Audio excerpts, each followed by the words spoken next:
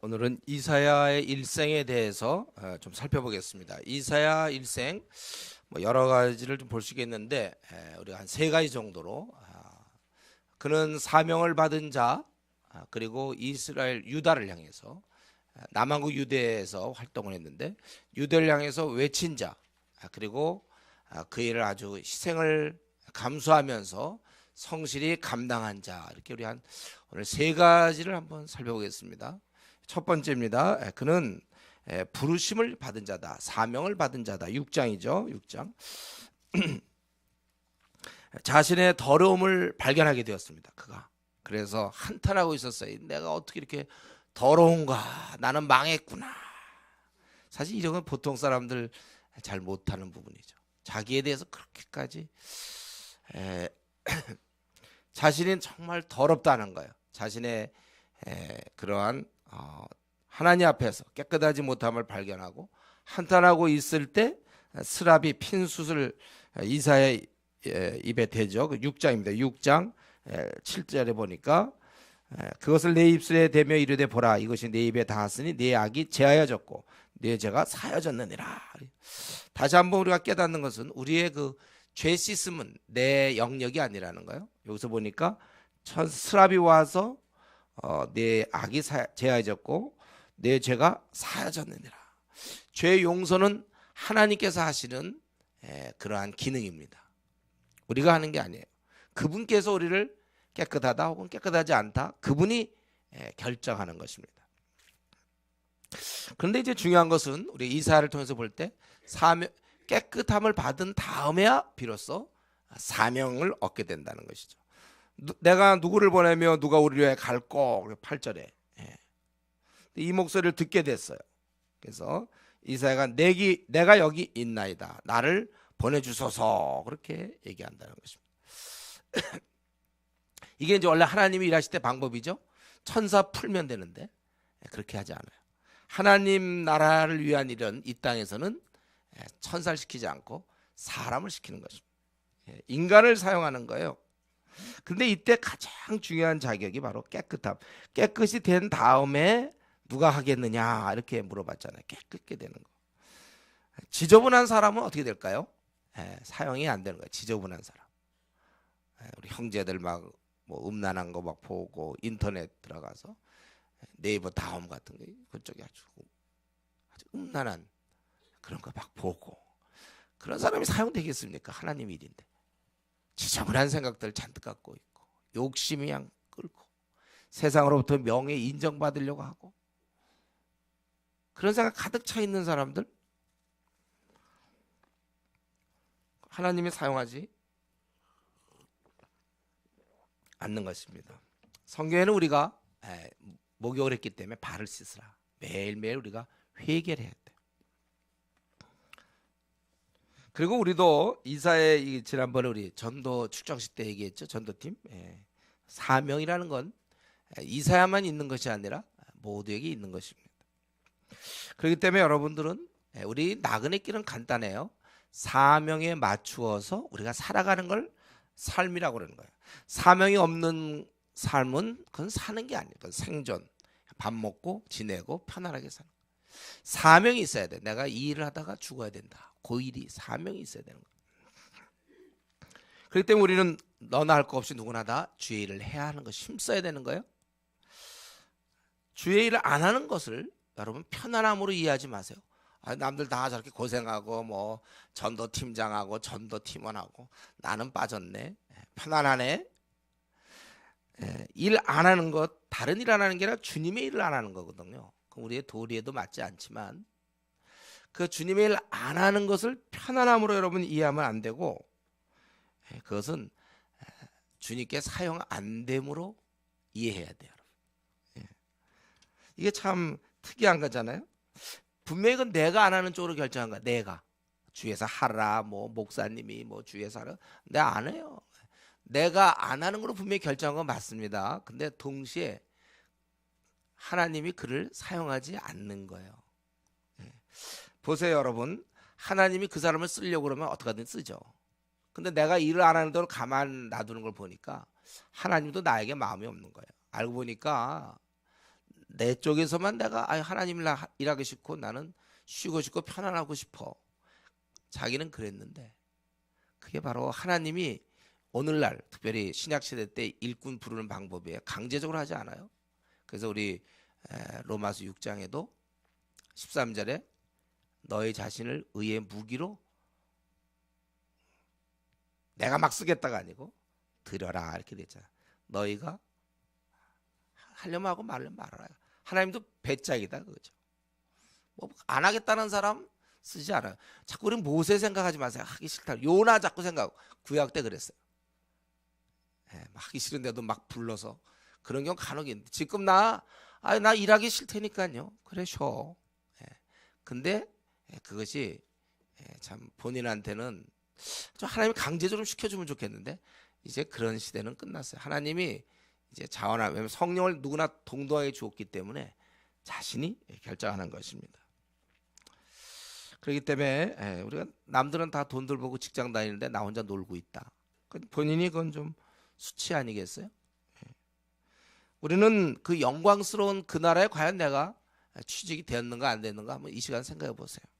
그래서 취직된 사람은 뭐 그게 무슨 꼭 뭐 무슨 회사에 뭐 들어갔다 안 들어갔다 이게 뭐 어쨌든 내가 일을 하고 꼭 우리 지금 사성 무슨 이런 기업체 내가 사성에 들어갔다 안 들어갔다 그게 중요한 게 아니잖아요. 어느 직장인데 자기가 다니면 돈을 좀 적게 벌든 많게 벌든 자기 구실하는 거잖아요.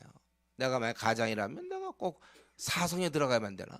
이성에도 들어갈 수 있고 어쩌다 뭐 삼성에도 들어갈 수 있는 거고 하여튼 그런데 우리가 그걸 가지고 우리가 뭐 어느 직장을 다녀도 내가 성실하게 지금 가장으로서 혹은 뭐 내가 어떤 그런 게 중요한 것이잖아요. 그러니까 중요한 건 내가 영광스러운 그 나라에 내가 취직되었는가. 그래서 그 나라에 취직된 사람들은 뭐 전도 팀원이 될 수도 있고 중국 팀원도 될 수 있고 뭐 조장도 될 수 있고 우리 교회에서 교사도 될 수 있고 여러분이 집사 같은 경우 특별히 제가 집사를 귀하게 보죠. 성경에 특별히 대표적인 두 가지 직책 집사와 감독 장로인데 그런 영광스러운 거 내가 그러면 내가 예를 들면 전도 팀원이다. 남이 인정하든 안 하든 하나님 나라에 어쨌든 그 일이 뭐 크게 뭐 우리 교회 우리 뭐 한국의 뭐 대표적인 교회 무슨 유명한 목사가 아니어도 나는 지금 취직한 거구나 그죠. 우리 예를 들면 뭐 청와대 뭐 이런 데서 뭐 일을 한다 그러고 아니 무슨 뭐 장관 총리다 그러면 뭐 가문의 영광이다 뭐 이제 그럴 수 있잖아요. 우리가 이제 천국에 내가 직분을 얻었다면 이거야말로 족보 대대로 내려오는 최고의 가문의 영광이 되는 거예요. 여러분이 지금 만약에 전도 팀원이다. 가문의 영광이에요. 가문의 영광이죠. 내가 뭐라고 하나님 나라의 이 사역에 내가 이런 일을 맡았는가. 전도 팀원이든지 뭐 조장이든지 가문의 영광. 우리는 천국에서 취직돼서 이 땅에 이제 파견 나와 있는 대사죠, 여러분들. 주재원이란 말이죠. 근데 애당초 그냥 사는 사람이죠. 주재원이 아니고 주재원이 우리는 주재원이 돼야 돼. 한국에서 보낸 우리가 대사가 돼야 되는 거예요. 천국에서 보낸 우리는 이제 이 땅의 대사. 한국에서 보낸 대사들이 세계 곳곳에 퍼져 있는 것처럼 나는 천국에서 임명된 이 땅의 대사인데 문제는 그렇게 임명이 안 된 채 우리 다시 한번 하나님 형식은 내가 결정하는 거지만 재간은 하나님이 주셔서 내가 안 하는 거지만 동시에 하나님 나를 쓰지 않는다는 사실을 아십시오. 그러니까 현재 일을 안 하는 사람은 굉장히 불안하죠. 하나님이 나를 쓰지 않는 건가. 바울이 제일 두려워했던 거 내가 하나님께 사용되지 못할까 봐. 고린도전서 9장 27절 버림이 될까 두려워한다는 건 사용되지 못할까 봐. 아니 우리가 볼 땐 감옥 가고 밤낮 사람들한테 당하고 가난하고 배고프고 뭐 남는 거 없고 오히려 그만두라면 좋을 것 같은데 바울 사도는 천국의 가치를 알았기 때문에 천국의 일꾼의 그 가치를 알았기 때문에 그거 그만두게 할까 봐. 오히려 그만두면 속 편할 텐데 그다음부터 잘 먹을 텐데 감옥도 안 가도 되고 매도 안 맞아도 되고 그런 고생 안 해도 되는데 오해받지 않고 비난도 안 받고 잘 먹고 잘 살 수 있는데 편안한데. 근데 오히려 자기가 거기서 직책을 못 받을까 봐. 여러분들이 이런 마음을 가지고 여러분들이 조장이나 또 교회에서 했던 직분들 귀하게 그렇게 마음가짐을 그렇게 가져야 돼요. 사명을 우리가 갖고 그거에 맞춰서 남은 생을 살아가야 됩니다. 그리고 이제 이사의 두 번째 특징은 유다를 향해 외친 그런 자예요. 아무래도 이게 이제 길겠죠. 66장이니까 외쳤어요. 이스라엘 남한국 유다를 향해서. 내용은 뭐였냐면 심판받는다는 거죠. 니들 안 된다. 심판받는다. 그 대표적인 게 우리 1장에서 아예 딱 처음부터 제가 보니까 이사야가 좀 과격한 것 같아. 약간 바로 그냥 1장 이런 건 좀 중간쯤 얘기하는 건데 우리 약간 분위기로 봐서는. 근데 1장에서부터 이제 시작되는 거죠. 하늘이여 들으라. 1장 2절. 땅이여 귀를 기울여라. 뭐예요? 너희들은 주인이 누군지 모른다는 거예요. 그래서 소는 임자를 알고 나귀는 그 주인의 구유를 알건만은 이스라엘은 알지 못하고 나의 백성은 깨닫지 못한다. 누가 자기들을 먹여 살리며 누가 지금까지 이렇게 책임지고 이끌어 주시고 은혜를 베풀어서 여기까지 왔는지 은혜를 알지 못한다는 거야. 인간들은요. 그건 그때나 지금이나 똑같습니다. 내가 이만큼 된 게 누구 덕인가? 그건 내가 노력을 했지. 자기가 내가 이런 거죠. 착각하지 말아야겠죠. 주의 은혜가 아니었으면 되지 않는데도 그걸 모른다는 거야. 도도한 존재. 내가 대단해. 너 누가 그렇게 했냐? 이제 주님이 소는 임자를 알고 나귀는 우리 이런 건 잘 안 키워봐서 모르죠. 멍멍이는 알잖아. 멍멍이들은요 주인 오면 꼬리 쳐요. 멍멍이들. 자기 누가 멍멍이도 자기 누가 이뻐하는지 다 압니다. 그래서 멍멍이 주인이 조폭이거든. 조폭이라도 이건 그런 생각 안 해. 멍멍이는 조폭이 와도 환영하고 그냥 좋은 거야. 자기를 사랑해주면. 하다못해 멍멍이도 아는데 니들은 뭐 밤낮 멍멍이를 우습게 여기면서 너희들은 주인도 모르냐 그거야. 네가 이렇게 된 것이 누가 이렇게 지금까지 이끌어줬느냐. 혼자 잘났냐. 근데 이스라엘 민족은 그걸 모른다는 거예요. 그런데 그렇기 때문에 이제 하나님의 진노를 받게 되는 거고 그들은 특별히 13절에 보니까 마음은 없어 하나님에 대해서. 그런데 예배는 드려. 그거 그들은 13절, 14절, 15절에 보니까 뭐 여러 가지 하지. 그 13절 마지막에 보면 성애와 아울러 악을 행하는 것을 내가 견디지 못하겠노라. 14절에 너희들이 그렇게 하는 것 그 나에게 무거운 짐이고 내가 지기에 하나님이 곤비하셔. 우리가 마음은 없으면서 예배드리고 주일날 11시 예배는 꼭 드리는데 월, 화, 수, 목 정말 하나님을 사랑함이 진짜 없어. 늘 세상만 생각해. 그래서 그 짐이 무겁다는 거 하나님께서 곤비하다. 여러분도 만약에 뭐 남편 아내 뭐 가정이라든가 누가서 그냥 마음에는 없으면서 말로만 뭐 사랑한다 뭐 하나도 뭐 해주는 거 없고 아무것도 표시도 안 하고 여러분 그럴 때 사실 힘든 거예요. 그거는 마음이 없는 경우. 그리고 21절부터 보니까 그들에게는 많은 불이 결국 살인과 어떤 23절에 보여지는 패역 또 도둑질 뭐 뇌물 힘없는 자 고아 과부를 무시한다든가 29절에서는 우상 숭배한다든가 이런 이제 온갖 2장으로 넘어가면 2장 12절에 보면 교만한 모습이라든가 또 하나님을 의지해야 되는데 사람을 의지해. 그 22절에 보면 너희는 인생을 의지하지 말라. 그의 호흡은 코에 있나니 생활 가치가 어디 있느냐. 여러분 아무리 힘 있는 권세자라도 코를 갖고 있어요. 그건 뭡니까? 숨에 의지한다는 거예요. 하나님이 코를 이 숨을 심장의 박동을 멈추면 그는 끝나는 거예요. 그러니까 아무리 강해봤자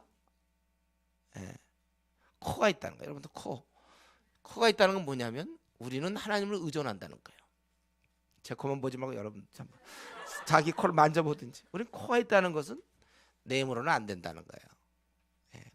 뭐 인생을 의지하면 이번에 뭐 대통령 당선인 한번 보세요. 코 있죠. 그러니까 항상 이걸 그러니까 뭐 인공호흡기를 끼고 있는 거라고 보면 돼요. 코.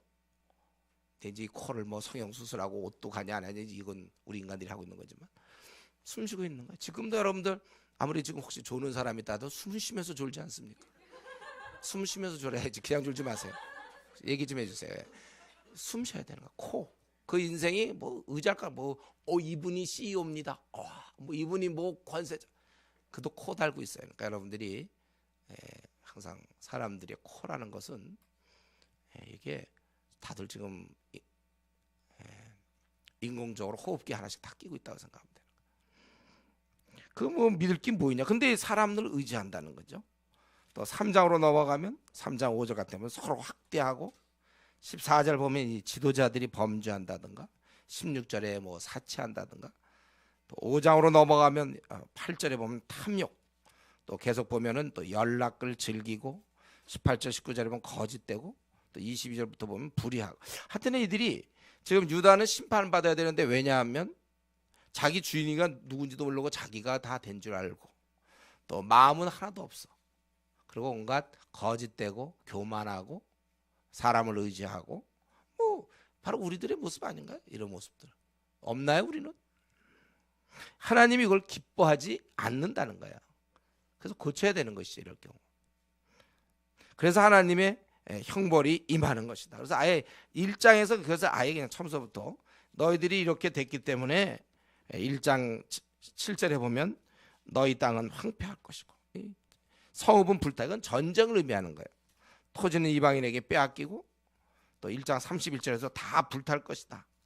다 끌 사람이 없어. 다 불타. 2장에 보면은 이제 낮추신다고 2장 11절에 보면 굉장히 낮춰줄 것이고 또 3장 25절에 보면 전쟁 중에 남자들이 다 죽는다고 그랬어요.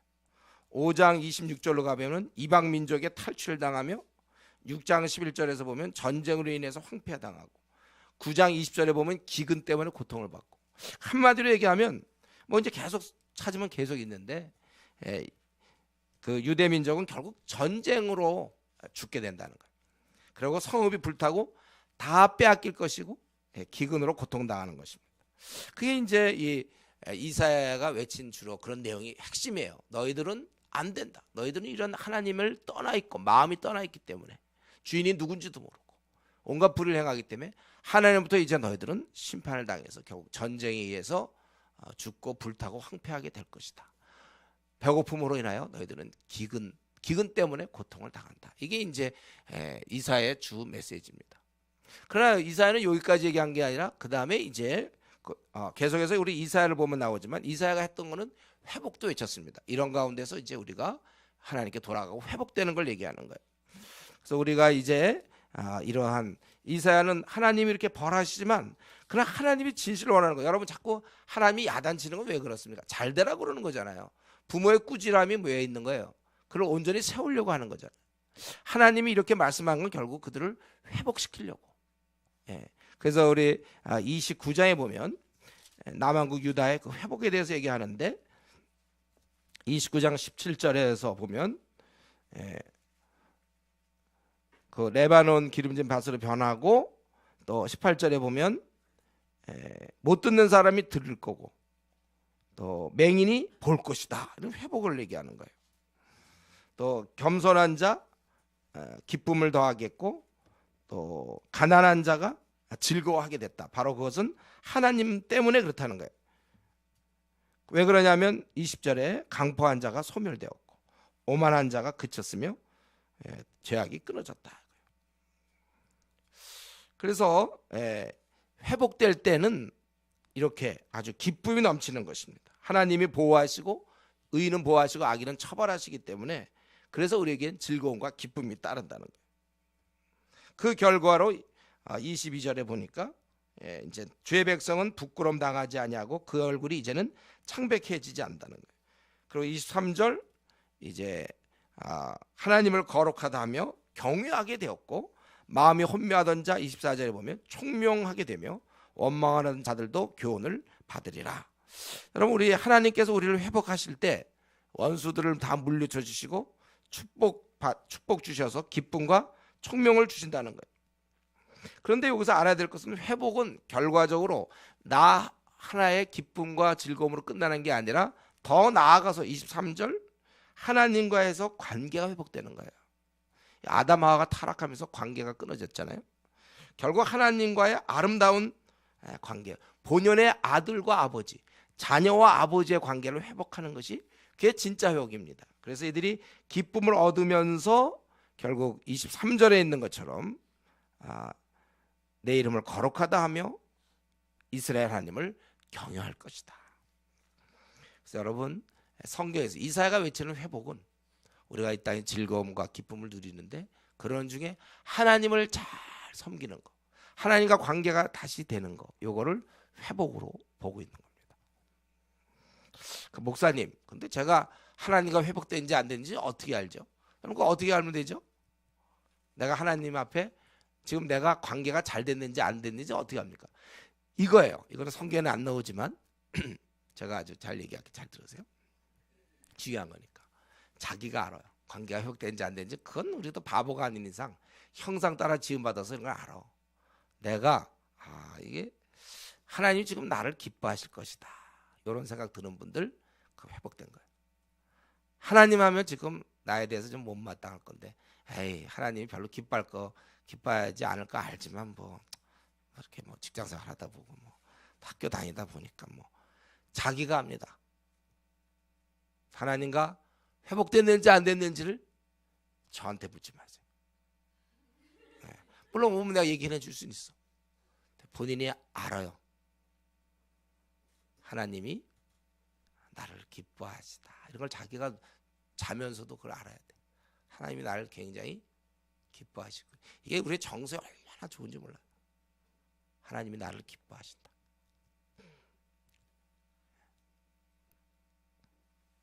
어쨌든 중요한 것은 성경에서 이사야가 외치던, 예수님 오시기 전 700년 전에 외쳤던 그 이사야가 외쳤던 내용 중에 회복은 하나님과 잘 될 때, 하나님이 나를 참 기뻐하시겠구나. 나 요즘 신앙생활 잘하고, 바로 이게 회복이고, 그 전까지는 그건 회복은 아니에요. 그리고 이런 회복을 얘기하시면서 그 축복된 삶을 32장에 보면 축복된 삶을 말씀하시죠. 그 축복된 삶이 아주 중요한 게 뭔지 아세요, 여러분? 32장 15절부터 보면 이제 우리가 회복된 자들의 이런 축복된 삶, 아주 결정타가 나와요. 15절에 뭡니까? 그것은 마침내 위에서부터 영을 우리에게 부어 주시리니, 이게 결정적이에요. 성령이 부어 주시는 것이 최고입니다. 왜요?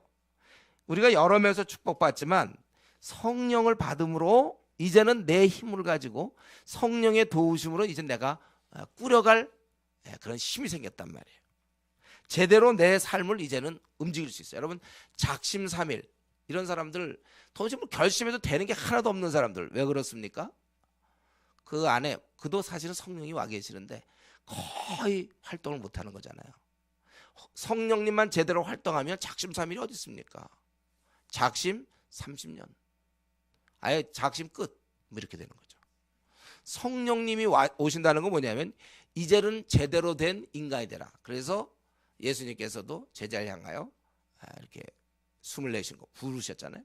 그 아담 만드실 때 생기를 불어넣은 것처럼 우리에게 꼭 필요한 건, 저와 여러분의 이런 한심한 우리 존재, 한심한 존재에게 꼭 필요한 건 성령님이 와 계셔야 되는 거예요. 그래서 우리 성령님이 와 계셔서 이제 제대로 된 생활을 할 수 있는 것입니다.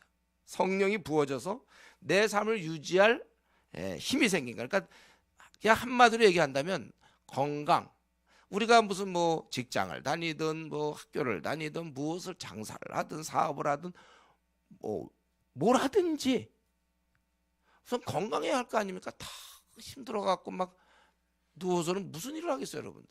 저도 얼마 전에 여기 허리 이때 일어났는데 삐끗하고 못 움직였더라고요. 조금도 못 앉지도 못하고 일어나지도 못하겠어요.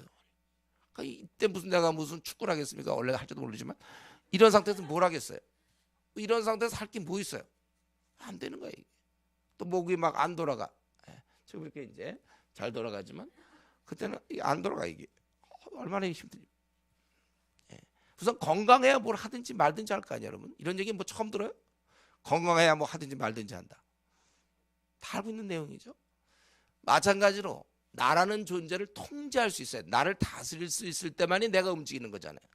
성령님이 충만하면, 즉 다른 말로 하면 기도 생활을 하면 이제 나를 컨트롤할 수 있는 거잖아요. 그래서 우리 주의 일꾼들은 항상 지혜와 그리고 성령 충만 이 두 가지 같이 가야 된다고 그랬잖아요.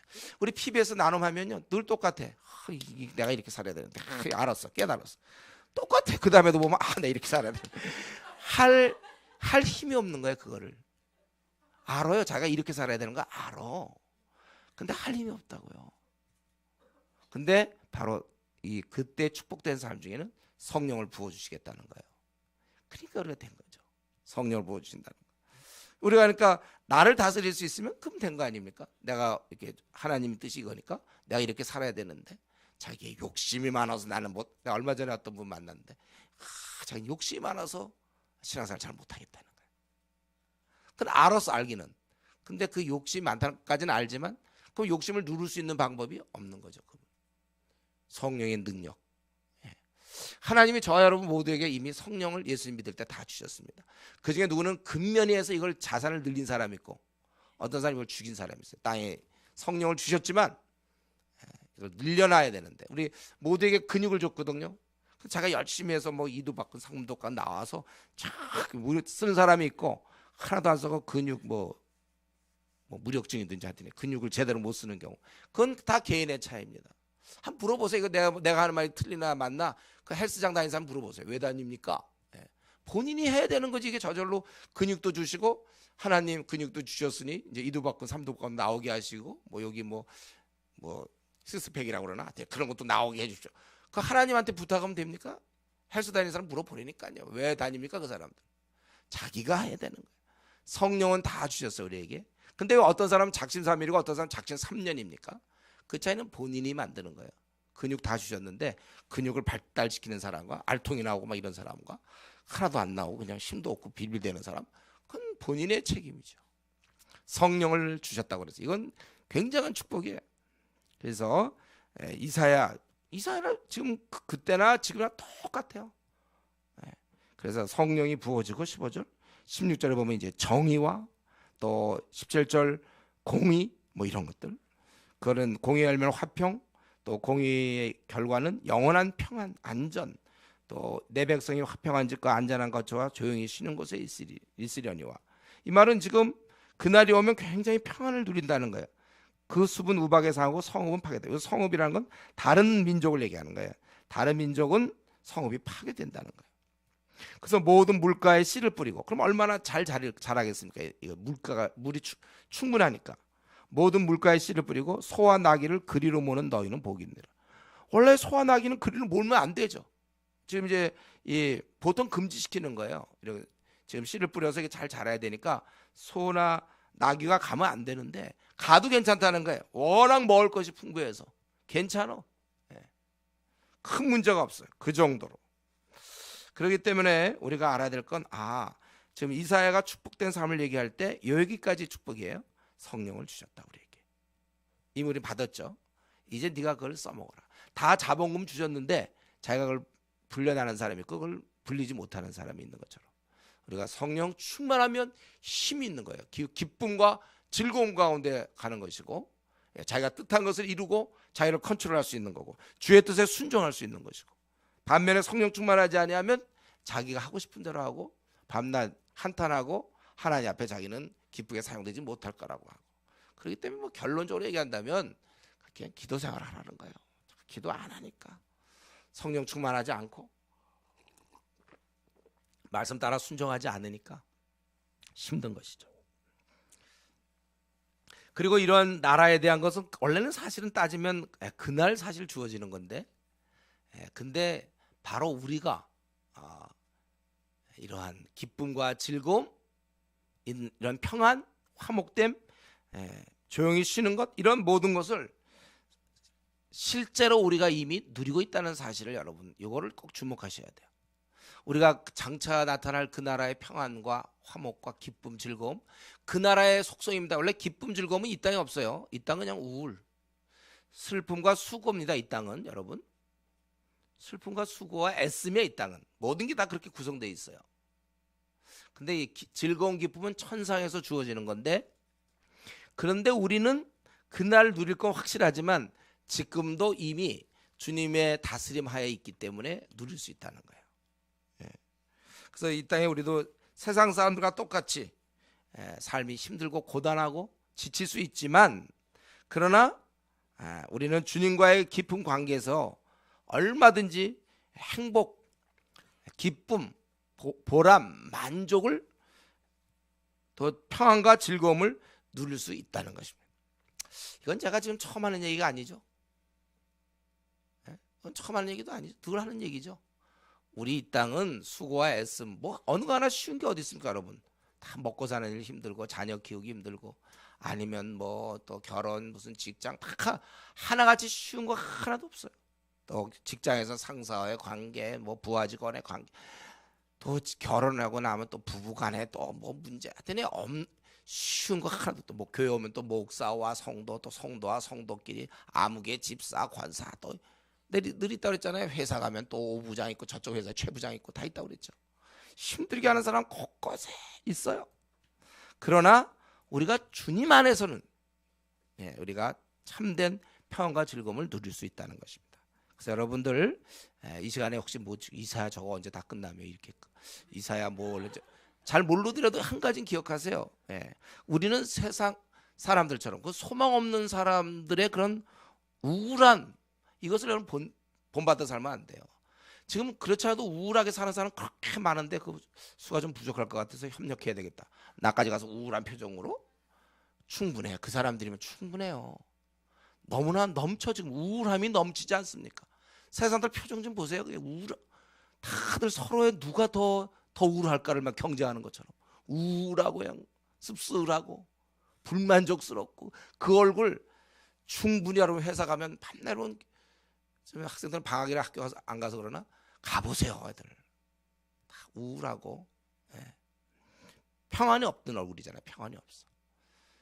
우리는 비록 똑같은 조건이라 할지라도 우리는 힘없게, 또 힘이 없거나 우울하게 살아서는 안 되는 거예요.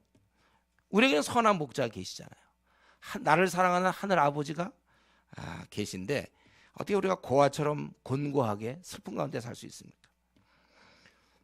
교회만 다니지 말고, 교회만 들어오지 말고 이 풍성한 삶에 여러분 들어가세요.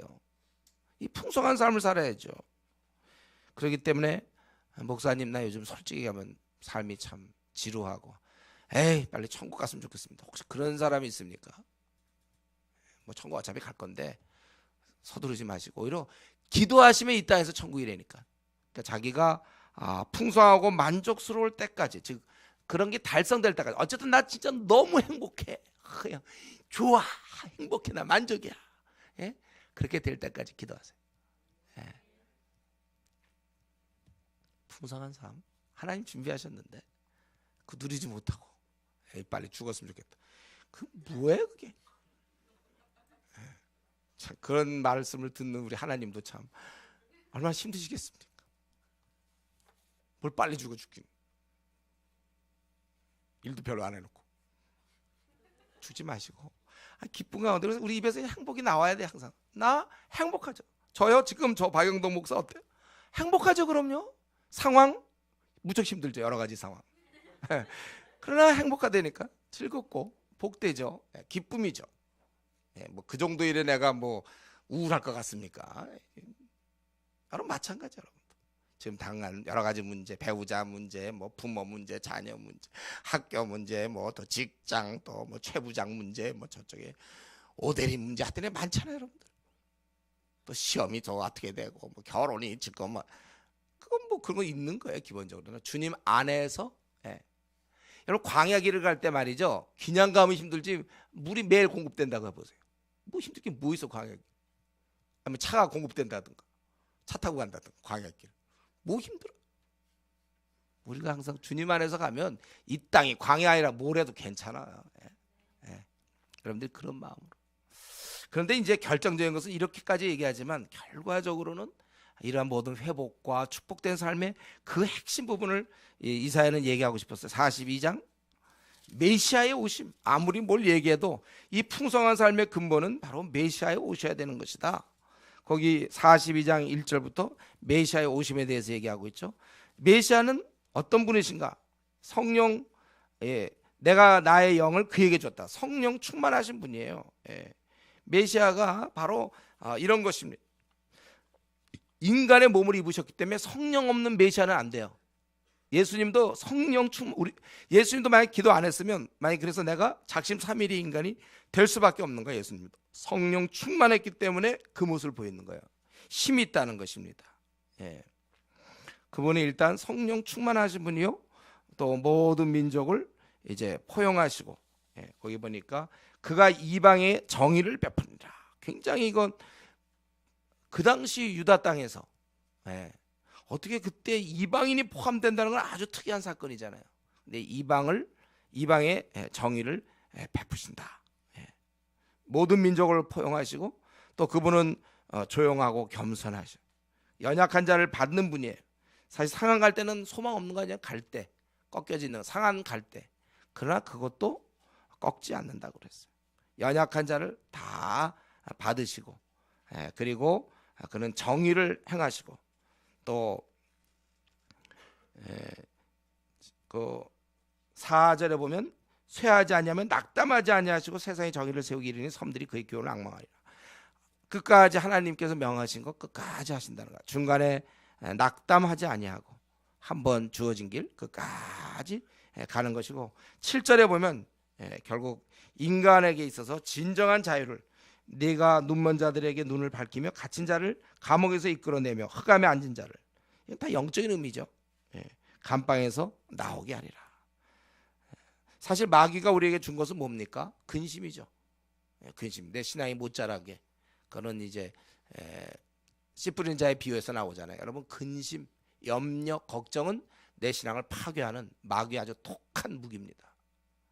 그래서 우리는 어떻게 한다고 그랬어요? 근심이 생길 때 바로 기도한다고 그랬어요. 그런 근심될, 염려될 상황이 떠오를 때 바로 기도하지 않으면 아무도 이 근심과 염려를 이길 수 없어요. 우리는 하나님의 도움으로 이겨야지. 그래서 제가 늘 얘기했어요. 몇 초라고?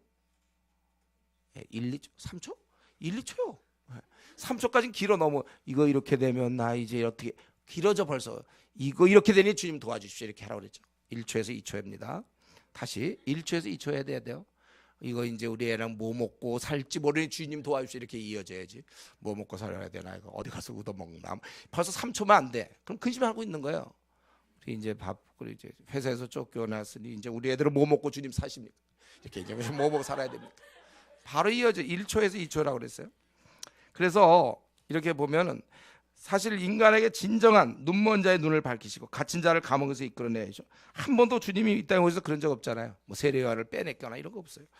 흑암에 앉은 자를, 흑암에 앉았다는 거, 감방에서 나오게 하리라. 마귀는 우리에게 어둠과 근심, 염려, 고통, 두려움, 갈등, 번민, 이걸 계속해서 쏟아내는 거예요. 계속 악한 화전. 여러분, 그 생을 마칠 때까지 계속 맞습니다. 계속 날라와요. 그러니까 그거를 막고 있으면 안 되고 빨리 피해야 되는 거예요. 내 몸에 닿을 때 빨리 피해야 되는 거예요. 막아야 되는 거예요. 그런 것들에서부터 참으로 자유케 하시는 분이라는 거예요. 예.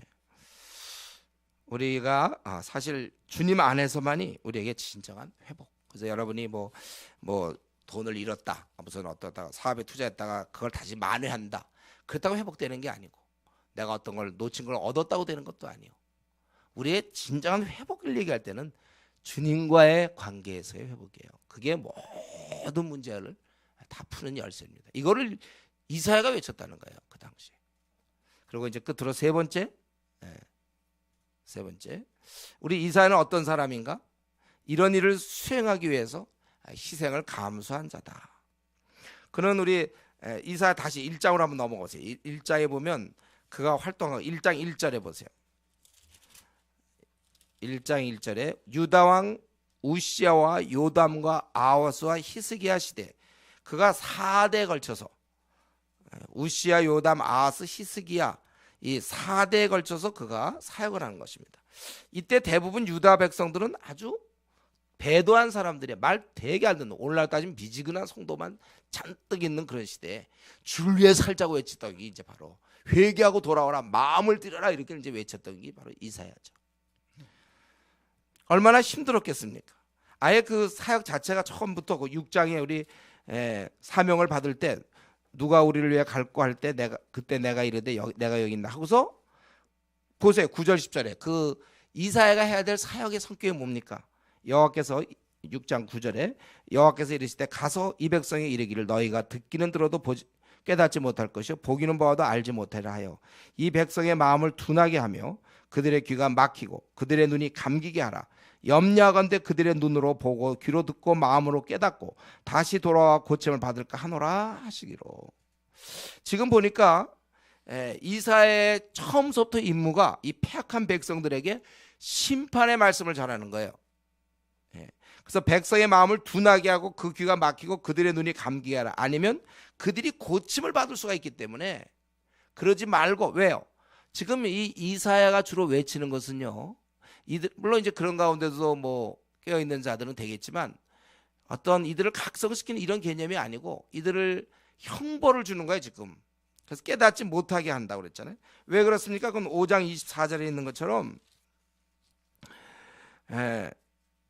그들이 만군의 여호와의 율법을 버리며 이스라엘의 거룩하신 이의 말씀을 멸시했기 때문에, 그들이 너무 오랫동안 그렇게 했기 때문에 하나님이 참고 하다가 우리 소돔과 고모라 멸망시키는 것처럼 지금 이제 이사야를 통해서 최후의 경고일 수도 있고 이들을 통하여 지금 형벌을 주시는 거거든요. 그러니까 그 형벌이 바로 말씀이에요. 그러니까 여러분, 말씀이 얼마나 묘한지 알겠죠? 말씀은 깨 있는 사람들에게 큰 힘을 주지만 자고 있는 자들에게 말씀 부담을 주는 거예요.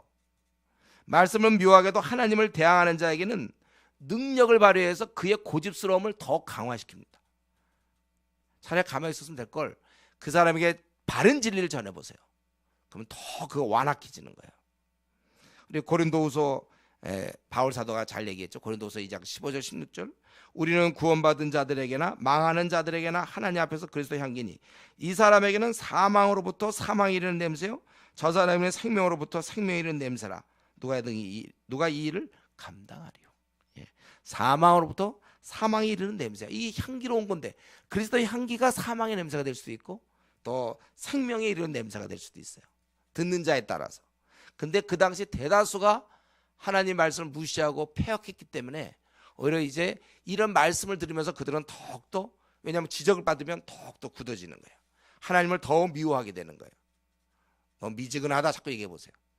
사람이 더 기분 나쁘고 더 그렇게 된다. 바로 그런 역할이에요. 그렇지만 바로 이 일을 지금 이사야가 하는 것입니다. 사람들이 받아들이지 않고 아마 소수만이 그런 얘기를 들을 수 있을 거예요.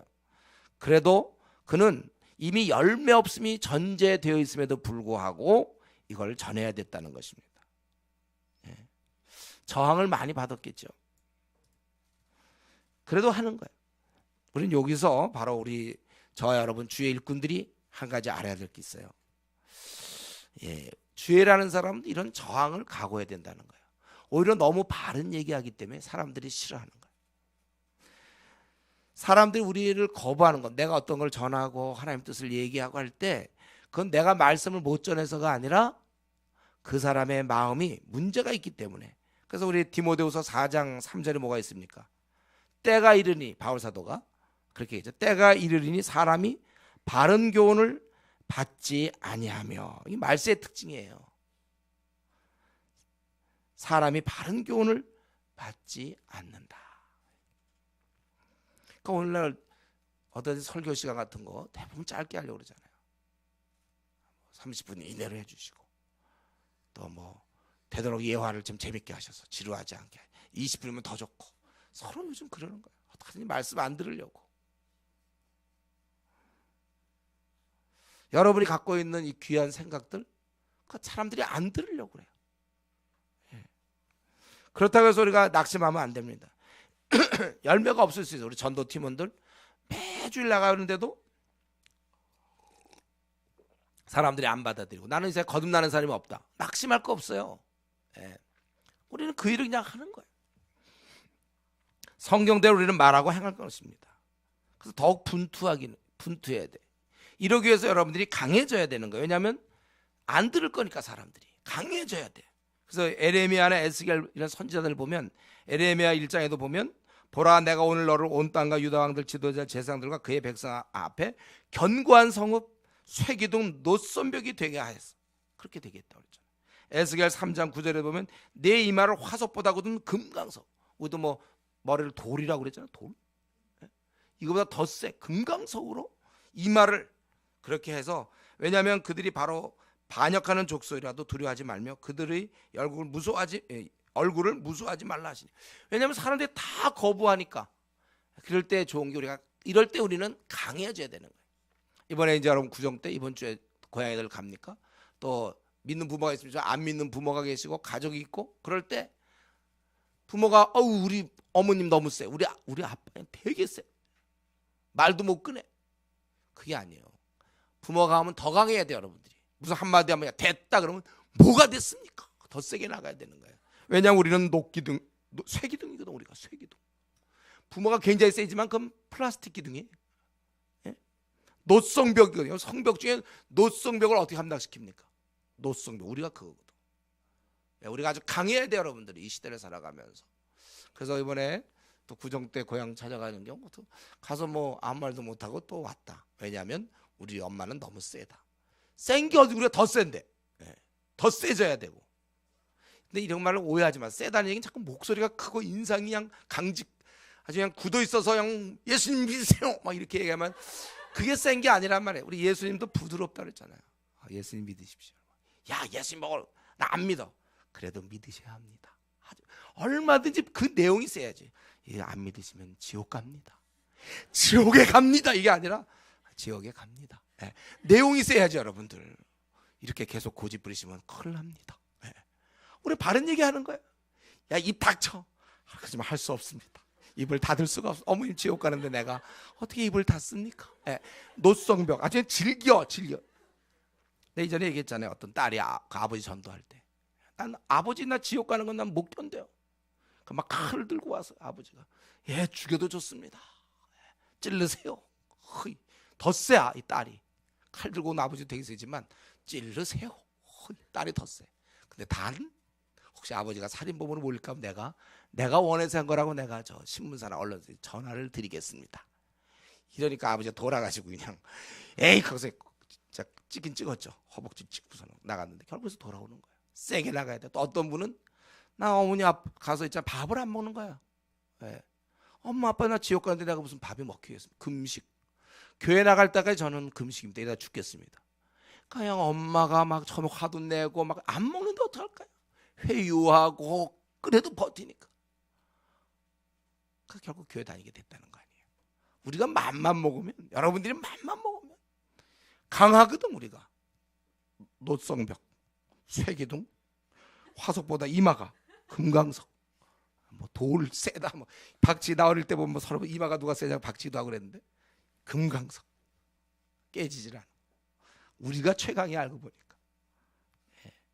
바로 이 타락한 시대는 이 오염된 세상, 하나님을 대적하고 다원주의자에서 우리는 아주 극단적인 막 그렇게 우리를 몰아칠 때도 우리는 내가 옳다고 생각하는 것, 진리의 말씀에 대해서 더욱 강해져야 되는 것입니다.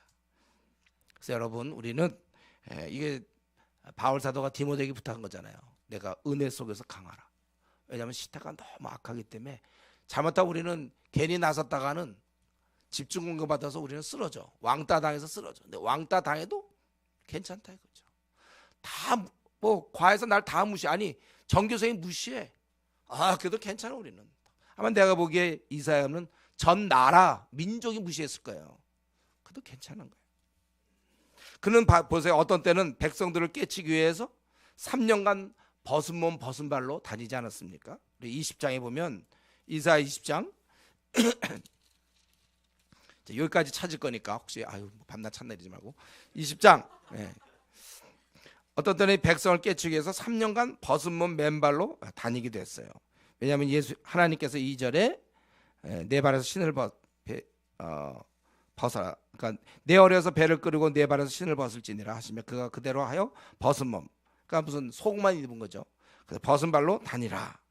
얼마나 이게 부끄러운 일입니까? 그런 패션으로 다닌다면. 벗은 몸 벗은 발, 맨발로. 왜 그렇게 하냐면 나중에 애굽과 구스에 대해 징조의 표가 돼서 4절에 바로 지금 유대가 의지하는 게 누구냐면 애굽과 구스 사람들이거든요. 근데 애굽과 구스 사람들이 이렇게 포로 막 잡혀간다는 거잖아 이게.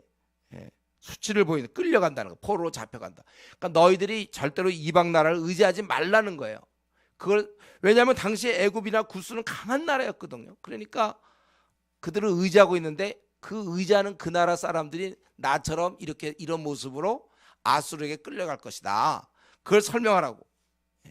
그래서 이사야는 하나님의 명을 따라서 벗은 몸 벗은 발로 3년간 그 하루 한 3시간만 해도 창피할 텐데 여러분들 하루 동안만 한번 내복 입고 왔다 갔다 해보세요. 맨발로. 사람들이 쟤 좀 미쳤구나 그럴 거 아니에요. 집안 식구들은 어떻게 볼까요? 제가 왜 아까 사성당에다 말고 갑자기 왜 저렇게 벗은 몸으로 왔다 갔다 하나. 맨발로 한번 해보세요.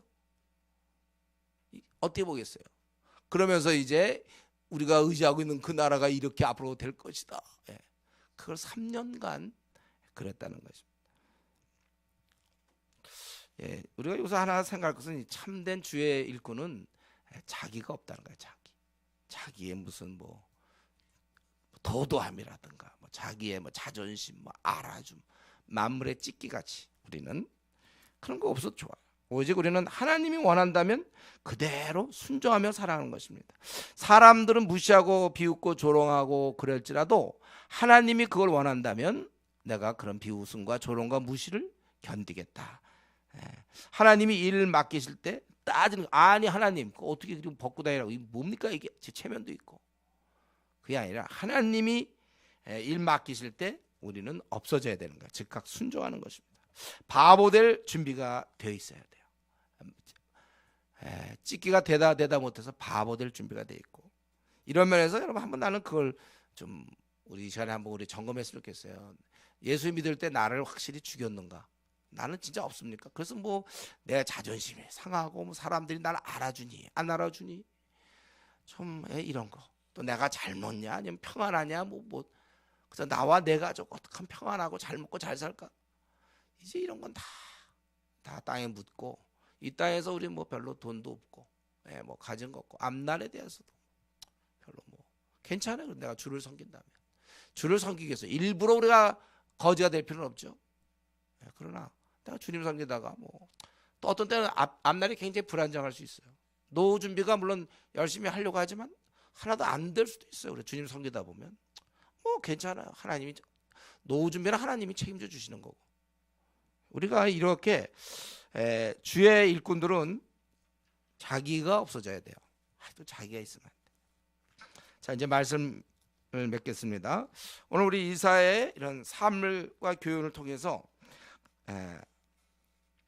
가장 뚜렷한 건 말씀을 힘껏 전했다는 것이죠. 그럼 무려 66장 내용도 많아요. 이렇게 많이 줬어요. 이게 깜깜한 시대에 사실 소망입니다. 이 말씀을 이렇게 전해주는 거. 너희들 벌 받는 얘기도 했다고 회복되는 얘기도 하고 이거 66장 폐역하고 세속화된 세상에서는 어떤 지금 지식이 없어서 사람들이 저러는 게 아니에요. 심령의 문제라고요. 자꾸 지식으로 접근하고 교훈으로 접근하면 안 돼. 하나님 말씀이 없어서 그래요. 그 이사야의 좋은 점, 이사야한테 우리가 배울 것은 그 누구보다도 그는 많이 힘껏 전한 자라는 것입니다. 여러분 사실 지금도 마찬가지예요. 이 시대도 이사야 시대랑 동일하게 제가 보기엔 폐역하고 오늘 우리 한국 교회마다 미지근한 성도가 얼마나 많이 있습니까? 또 주를 모르는 사람이 우리나라에 지금 4천만 명이나 돼요. 이 시대도 마찬가지로 동일한 메시지가 외쳐져야 되는 것입니다. 회개하고 제대로 된 삶을 가지고 하나님 앞에서 본연의 자세를 갖춰라. 오직 모든 것은 그리스도만이 해결점이 되시고 그분 앞에서 참 자유함이 있고 진정한 행복이 거기 있다. 우리는 어떻게 하든지 이 땅에 살면서 비록 슬픔과 고통과 갈등의 땅을 지나가지만 그러나 즐거움과 기쁨감을 누려야 되는 거예요. 이거 하나님이 허락하신 거예요. 우리 이런 걸 허락해야 된다. 우리 이런 얘기를 수도 없이 해야 되는 거야. 주위 사람들한테 그분이 그렇게 하신다. 좋다. 저는 이사야는 원이 없을 거야. 정말 천국 가서 만나면 시커전해서 거기서 3년 동안 막 벗은 발로 하면서 막 외치고 4대째 전승에 하면 그가 문하세 시스기야 다음에 문하세 톱으로 켜 죽었다고 그러잖아요. 전승에 아마 뭐 그 정도 됐을까. 이 정도 외치면 내가 보기에 이렇게 폐악하실 때 이 정도 한 2장 정도 전하고 했으면 끝났으면 좋겠는데 이렇게 많은 양을 전하고 있었다는 것은 내가 보기에 좀 제명해 주기 어려웠을 거예요. 쉽게 이렇게 안 됐을 거예요. 순교당해서 톱으로 켰다. 내 생각에 어느 정도 가능성이 있어 보여요. 전승이지만 이런 메시지를 이렇게 힘껏 전하는 거.